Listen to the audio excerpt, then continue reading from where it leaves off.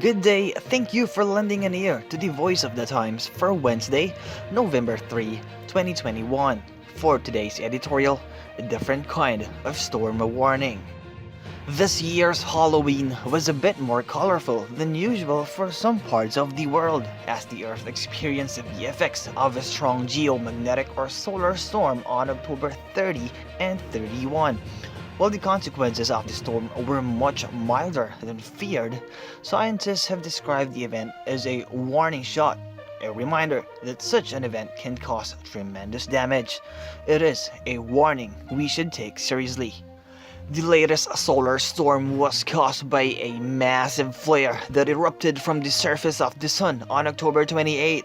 Solar flares eject massive amounts of magnetic plasma away from the sun at high speed, and if this rapidly moving wave of energetic materials hits the Earth, it can have a catastrophic effects if it is strong enough.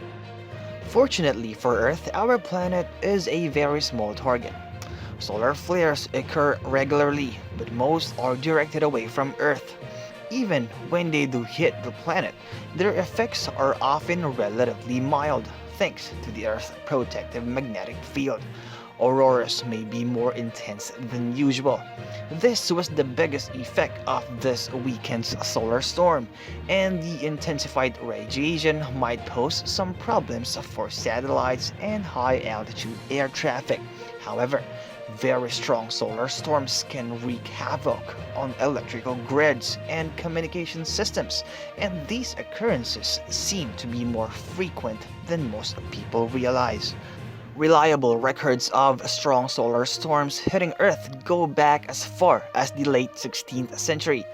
Although it was not until 1859 that the connection between solar flares and geomagnetic storms was understood. That storm in September 1859 came to be known as the Carrington event, after the English astronomer who observed the solar flare that caused it and caused a great deal of damage, destroying most telegraph systems then in existence. In spite of the oft-repeated advice that potentially damaging solar storms are relatively rare, the historical records says otherwise. In the 162 years since the Carrington event, strong solar storms have hit Earth every 6.5 years on average. On at least 11 occasions in 1903, 1921, 1938, 1946, 1967, 1972, 1989, 1991, 2001, and 2003. Solar storms have done varying degrees of damage to communication systems, electrical grids, military defense systems, and satellites. This past weekend's solar storm was a reminder that it is not a matter of if another damaging event will occur, but when. The Philippines, as it turns out, is particularly vulnerable, although our location in the tropics afford the country some extra protection. The Earth's magnetic field is thickest above the equator. On the other hand, we are exposed to almost any incoming solar storm due to our central location, compared with areas of the planet farther to the north or south that are angled away from the sun for part of the year. A very strong solar storm of similar magnitude to ones experienced in 1959, 1903, 1921, 1967, 1972, or 1989 would be disastrous to the Philippines' fragile electrical and communications infrastructure, causing billions of pesos in damage that could take months to repair.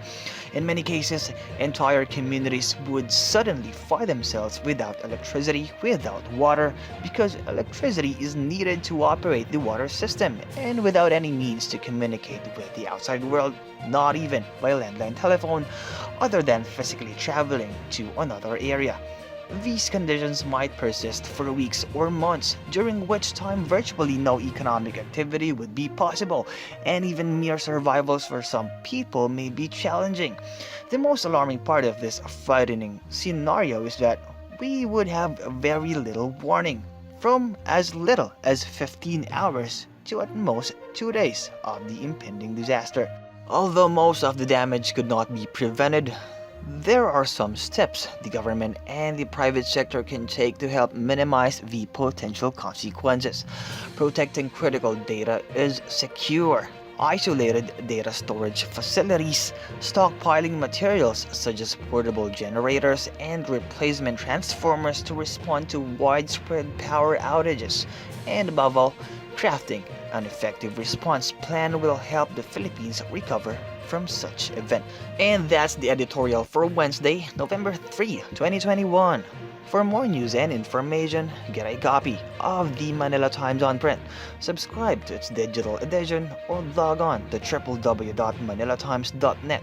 Follow us on Twitter, Facebook, or Instagram, and listen to the Voice of the Times.